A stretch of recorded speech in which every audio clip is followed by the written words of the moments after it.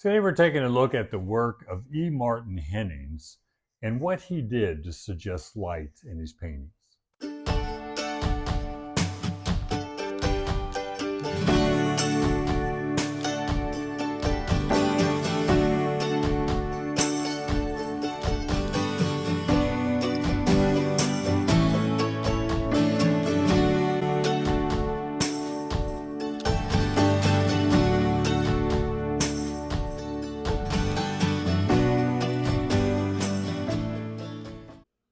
So when we're painting a painting, whether it's a landscape, still life, figure, animal, we should have one main technical goal in mind, and that's to suggest what the light is doing.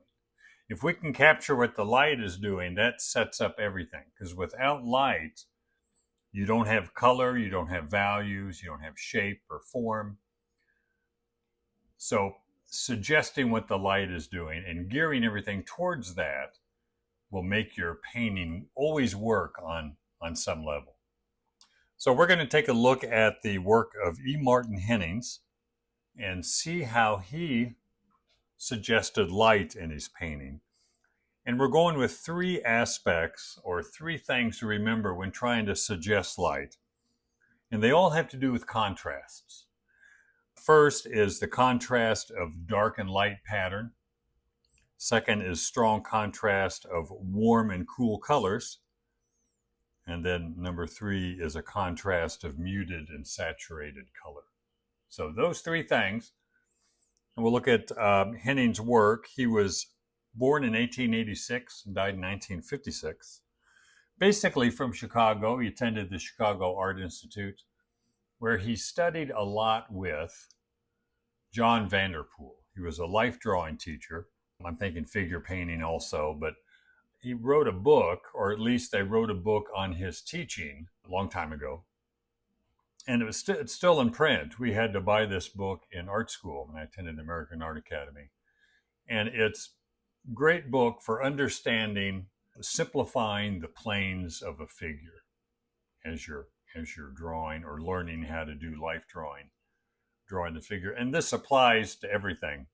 Whether it's doing a still life or landscape, you're always looking for those planes or patterns of dark and light that sets up the suggestion of light and form.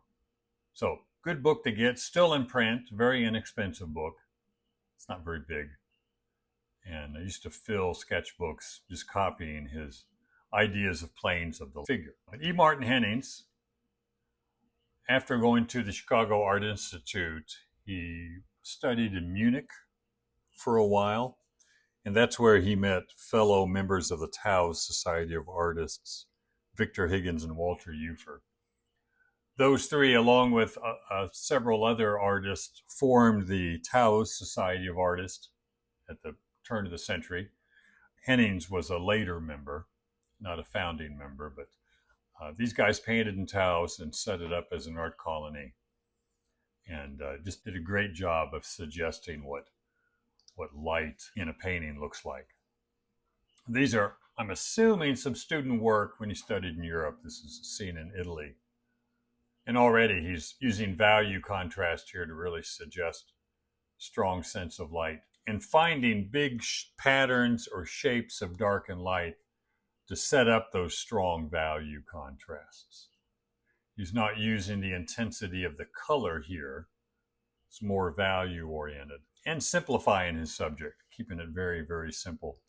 And then when we move to his more Taos subjects, you can see the intensity of the colors.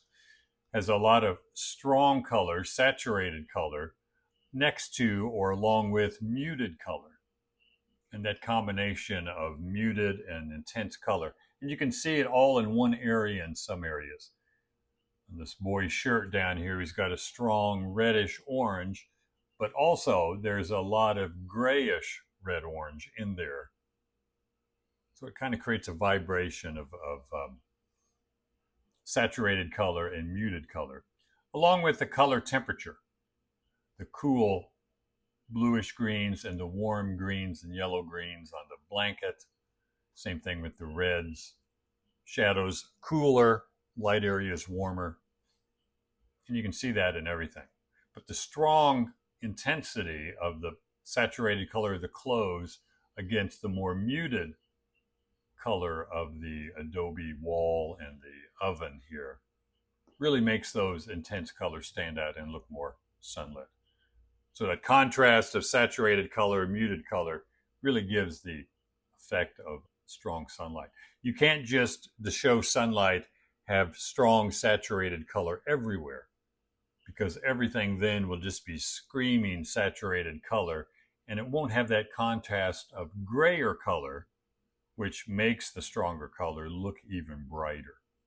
And that gives you the strong sense of sunlight. After he got back from Europe, he went back to Chicago and was working commercially. And a wealthy patron in Chicago came along. We all need wealthy patrons of artists to support us. But he sent Hennings on a trip, paid for a trip in exchange for paintings of Taos. He wanted paintings of the Southwest, Taos in particular. So Hennings went there, then came back to Chicago, continued to work commercially, and 3 years later he moved permanently to Taos. And Taos has just a great sense of light there because they're so high and it's semi-arid. There's not much humidity in the air at all. So the colors and the light is really strong. And he does a great job of capturing it. Here are the strong value contrast of the hills against the lighter values of the horses and riders. Gives that strong sense of sunlight. Same thing in the clouds. Without that strong pattern of shadow against the strong pattern of light in the clouds, you're not going to get a sense of light there. And if you're using photography, you're going to have to create, or even painting from life too, you're going to have to really design those patterns of dark and light, not just copy them as exactly as you see them, but use them to design the composition as well as really suggest the light. Because it's that pattern of dark and light and how you arrange it that sets up the composition as well as the sunlight. So another one here, again, the pattern of light yellow against the dark background, that contrast of dark and light really makes the foliage of the aspen sunlit. And then the pattern of kind of rim lighting, kind of backlighting on the figures and horses, pattern of light there against the mostly dark figures really shows where the light's coming from and how it's hitting the figures, the horses, even the trees. There's that kind of edge or rim lighting on the trees that shows that the light is in front of the viewer. And that sounds simplistic, but if you're not really aware of it, you're not going to show it well. So be aware of the direction of light and keeping those dark and light shapes separated. You see the cast shadows here and the sunlight. He's designing those shapes more than just copying what he's seeing. He's taking what he's looking at and designing it and creating better patterns that will show the sense of light a lot better. Here you can really see that, this pattern of shadow cast from these cliffs and even the shadow that's on the cliffs. They all work together to create a big kind of abstract shape of dark against the bigger light shapes. And that sets up that strong sense of light on the cliffs and the shadow. Then the smaller patterns, more detailed on the figures, sets up the sense of light on them. But even though they're smaller and a lot more going on in the figures, it's still simplified. He's still eliminating so much detail and just showing what he needs to suggest the form and strong sense of light. And then the warm and cool contrast. These really warm yellow oranges against the darker yellow-orange, red-orange of and even red-violet in the cliffs to suggest the shadows there. So that contrast of warm and cool really stands out. And then the cool mountains, especially in the shadow, really recede, stay back in the distance because blue or cooler colors recede. Allows the yellow-orange to really come forward. And here the intensity or the strong contrast of muted color in the sky, some muted color in the green shrubbery, then the strong intense color of the robes and the clothes even the horse, really stands out against the grays of the background and gray-green of the shrubbery. As you can see, he's looking for a strong pattern of dark and light, warm and cool, and muted color and strong saturated color. And that sounds simplistic. Those, three ideas: dark and light value, pattern, warm and cool color, temperature, contrast, and saturated muted color. It gets really complicated, but at least you know what you're looking for, those three things. And the more you get into it, the more complicated it can become. But when you know that's the goal of what you're looking for, those are the three aspects you're trying to suggest, that does help you to simplify your subject and focus on those three things instead of just trying to copy exactly what you see. Same thing here, somewhat busy scene here in the barns, but it's really simplified in the sense that he's looking for dark and light pattern. Most of the barns are in shadow, a little bit of sunlight on the roof. Same thing with the background mountains. It's backlit, so everything that's kind of upright is going to be in shadow with just an edge of lighting to it. And then the warmer snow and the cooler snow in the shadow provides that temperature contrast. So it's not about the detail, it's about those contrasts of value, color, temperature, and color, saturated, muted color.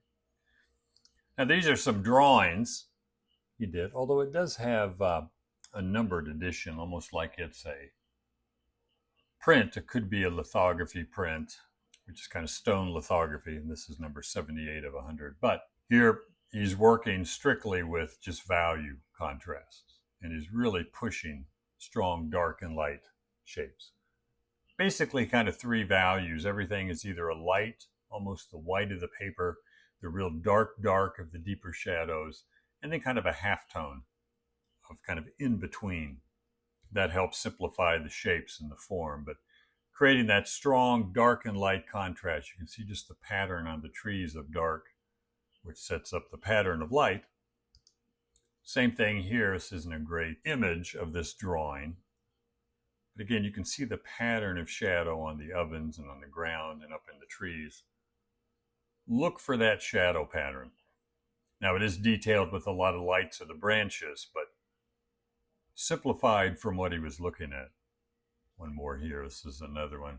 Again, either stone lithography or graphite. A nice pattern of dark and light to set up that sense of sunlight. If it doesn't go dark enough in these shadows, he's just not going to get the contrast he needs between the dark and light to show what the light is doing. And you don't have to go black. He's not pressing down on his either the crayon or the pencil to make a solid black. He's subtle variations of dark, but they're definitely dark. He's creating definite patterns of shapes of dark, contrasting the light and the kind of halftone light, create that sense of sunlight. A lot of his paintings are backlit, which have a lot more value contrast, and allows you to get kind of a higher key value in your shadows because you're looking into the light, and that's going to lighten the shadows just a little bit in areas. So you can see into the shadow and see more color variation. But he's got real strong, warmer colors in the sunlight, cooler colors in the shadows. Now that doesn't mean all his color in the shadows are going to be blue, violet, red, violet. You can have warm color in the shadow, but they have to be affected by cooler colors because they're in shadow. So his reds, red oranges on the horse, that's a warm color, but it's cooled with more blue in it. Or blue-green, blue-violet.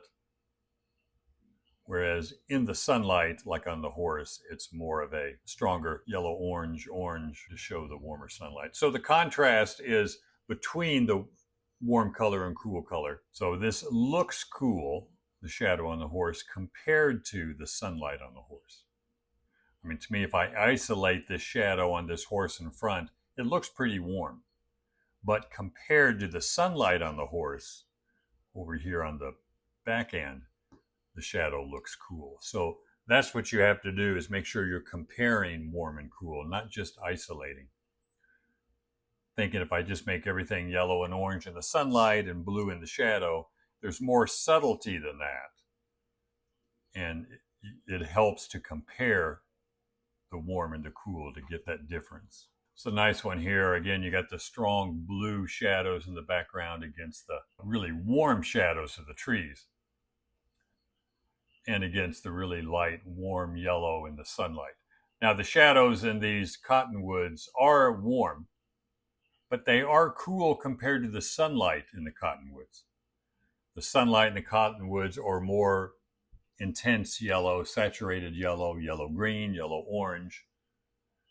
And the strong yellow in the shadows is tempered a little bit with, probably violet, blue-violet.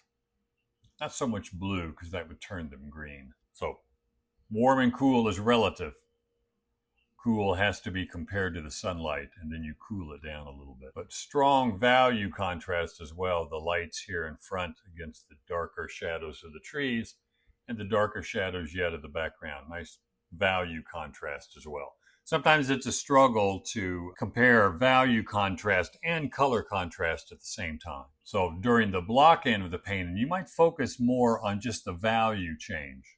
Don't worry as much about the color. You can always adjust the color, but make sure the value contrast is there.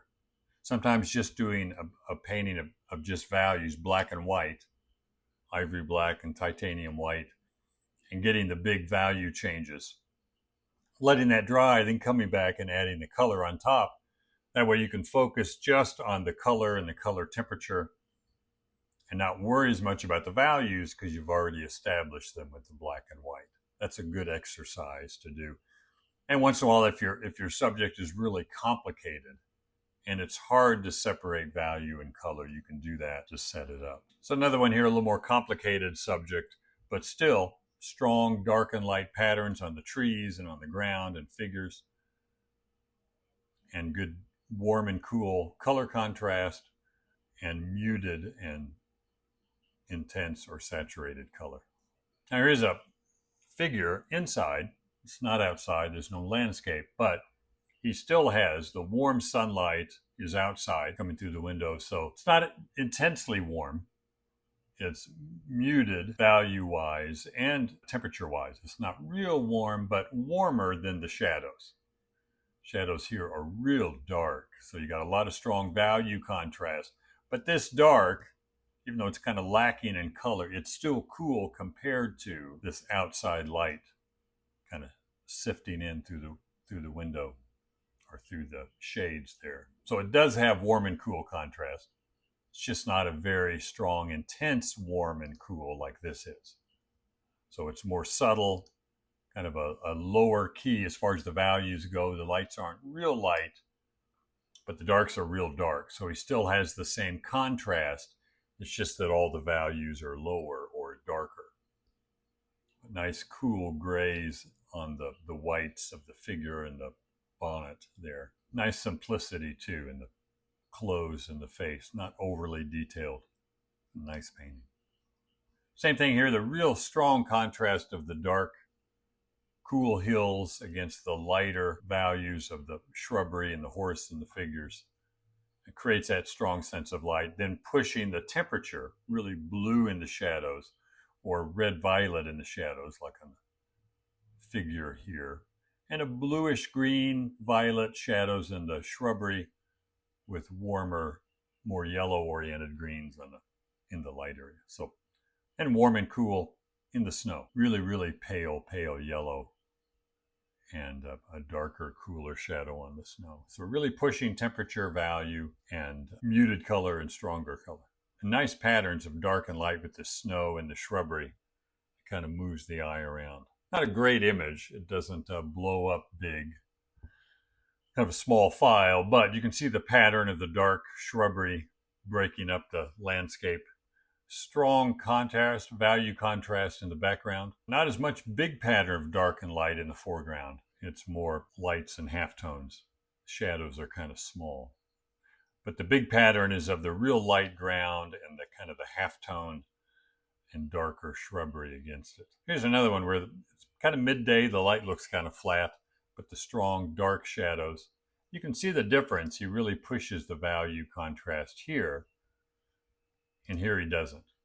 It's still dark, but not quite as dark, not nearly as dark as the last painting, the shadows on the mountains.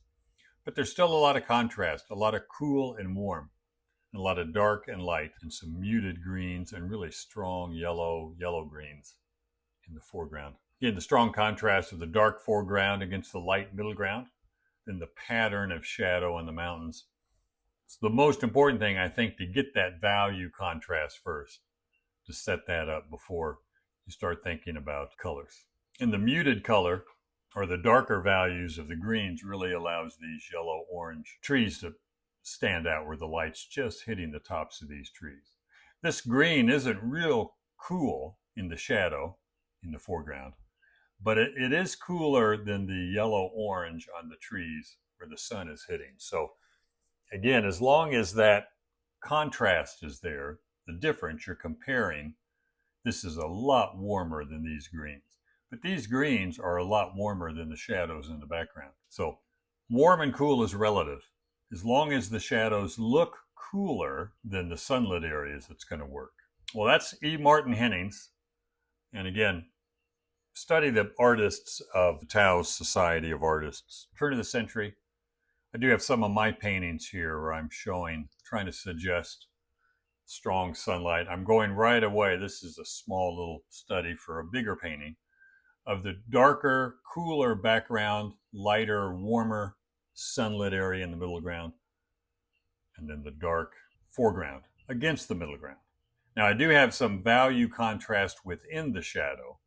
So I do have dark against light within the shadow, but it's not sunlight. It's just lighter shadow against darker shadow. And everything in the foreground shadow is darker than the sunlight in the middle ground. As long as you keep the sunlit and the shadow values really separate, you'll be more successful in suggesting the light. Here's a painting of Yosemite. Again, the strong shadow pattern and light pattern on the mountains. The shadows are far away, so they're going to be light compared to the shadows on the trees, which are a lot darker.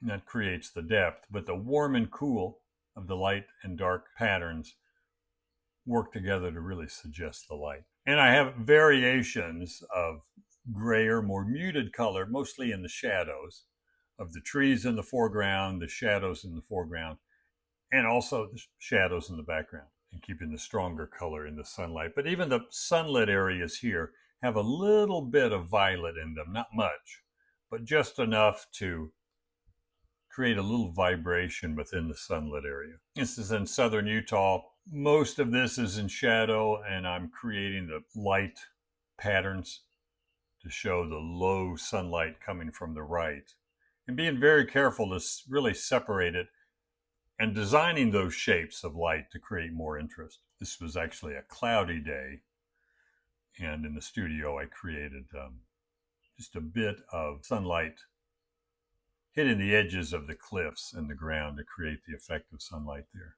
Now this is in North Carolina, backyard with a boat in it. Again, trying to suggest what the light is doing, getting enough contrast between the dappled light and the shadow pattern in the foreground.